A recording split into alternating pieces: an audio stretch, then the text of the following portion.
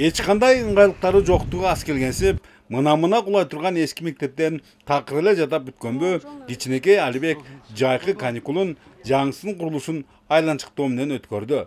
1-сентябрда анын босогосун аттасам дегенде эки көзү төрт.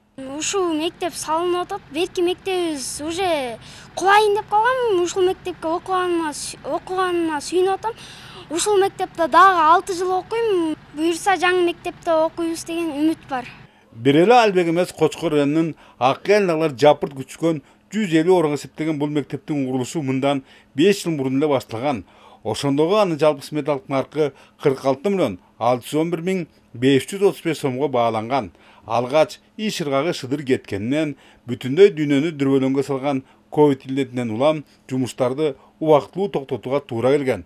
Андыктан андагы иштер өткөн жылы Имарат Прогресс курулуш компаниясы тарабынан улантылып, бүгүнкүгө 90% бүткөрүлдү. Азыр ички жабылгалар жүрүп атат. Полный шпаклевка, баягы краскага даярдап, уже акыркы финишинде турат мектептин ичи. Анан жакынкы аралыкта буюрса спорт залыбыз бүтүп калат. Азыркы учурда штукатуркасы жүрүп, крышасы жабылып атат. Нарын облусунда ушундай эле жыйынтыктоо жумуштары Кочкор районундагы Аракөл жана ага коңшу Жумгал аймагындагы Баш Кууганды айылдарындагы мектептердин курулуштарында да аяктады. Экөө тең жакындап калган билим күнүндө окуучуларды кабыл алышмакчы. Жалпы Нарын облусу боюнча тизмеге 62 объекти киргизилген. Анан анын ичинен 37 объекти бүгүн курулуш иштери жүргүзүлүп жатат.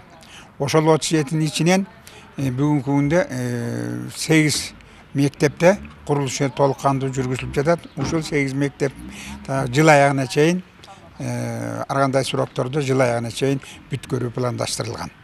Чындыгында бир караганда баарысы шайма-шайдай көрүнгөнүнөн баардык курулуш объектилерин каржылоодо өйдө ылдыйлар байкалбай койгон жок. Көбү мындан 7-8 жыл мурун башталып, бирок кийинчерээк токтоп, ал ортодо материалдарга баалар асман чапчыгандыктан бөлүнгөн сумманы кайра эсептеп чыгуу зарылдыгы жаралды.